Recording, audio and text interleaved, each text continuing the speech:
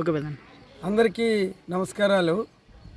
విశాఖపట్నం జిల్లా విశాఖపట్నం రూరల్ మండలం గీతం విశ్వవిద్యాలయం గీతం హాస్పిటల్ పరిధిలో ఎండాల రుషికొండ గ్రామాల సర్వే నెంబర్లో గ్రామాల సర్వే నెంబర్లో 54 ఎకరాల 79 సెంట్ల భూమి.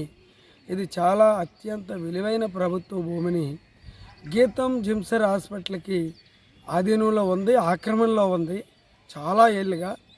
ఇప్పుడు ప్రభుత్వం తెలుగుదేశం ప్రభుత్వం ఉంది కాబట్టి, విశాఖపట్నం పార్లమెంటు సభ్యుడిగా శ్రీభరత్ ఉన్నారు కాబట్టి, అది వాళ్ళ సంస్థలు కాబట్టి 2 సంస్థలు ప్రభుత్వంతో ఒత్తిడి చేసి అధికారం ఉంది కదా అని వీటిని రెగ్యులైజేషన్ కోసం ఈ నెల 30వ తేదీన జరగబోయే జీవీఎంసీ కౌన్సిల్ సమావేశంలో ఆమోదింపజేసుకొని వాళ్ళు వశపరం చేసుకోవడానికి చేస్తున్న ప్రయత్నాలు జరుగుతున్నాయి.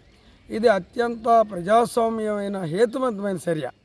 ఇది చాలా అన్యాయం, అప్రజాస్వామ్యం, నీతిమాలిన చర్య.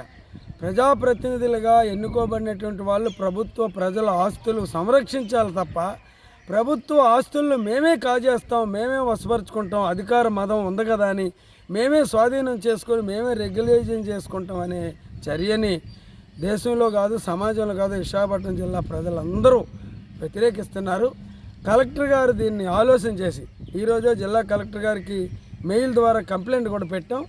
ప్రజలు, ప్రజాస్వామ్య సంఘాలు, రాజకీయ పార్టీలు అన్నీ వ్యతిరేకిస్తున్నప్పటికీ అధికారం ఉంది కదా అని ఇటువంటి పనులు చేయడం ఏమాత్రం సరికాదు. తక్షణమే జిల్లా కలెక్టర్ గారు స్వాధీనం చేసుకుని ఆ భూముల్ని ప్రజా ప్రయోజనాలకు ఉపయోగించాలని భారత కమ్యూనిస్ట్ పార్టీ సిపిఐ పక్షాన, ప్రజలందరి పక్షాన మేము డిమాండ్ చేస్తున్నాం.